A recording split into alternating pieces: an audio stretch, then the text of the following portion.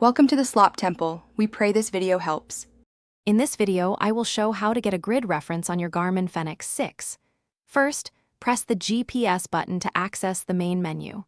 Scroll down and select navigation from the list of activities. From there, choose coordinates to view your current location's grid reference. This is your starting point for precise navigation. Next, it's crucial to set the correct coordinate format. From the main menu, go to Settings, then Navigation, and finally Format under Coordinates. Here, you can select your preferred grid system, such as MGRS or UTM, to match your physical map. This ensures accurate readings and compatibility. Once you have your grid reference, you can save it as a waypoint. From the Coordinates screen, select Save Location. You can also navigate to a previously saved waypoint or manually enter new grid coordinates to create a custom destination. This feature is incredibly useful for planning routes or marking important spots.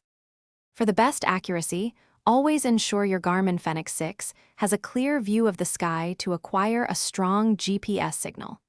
Regularly calibrate your compass to maintain directional precision. Also, remember to keep your watch software updated to benefit from the latest features and performance improvements. These steps will enhance your navigation experience. Thanks for watching. Consider subscribing if we helped you.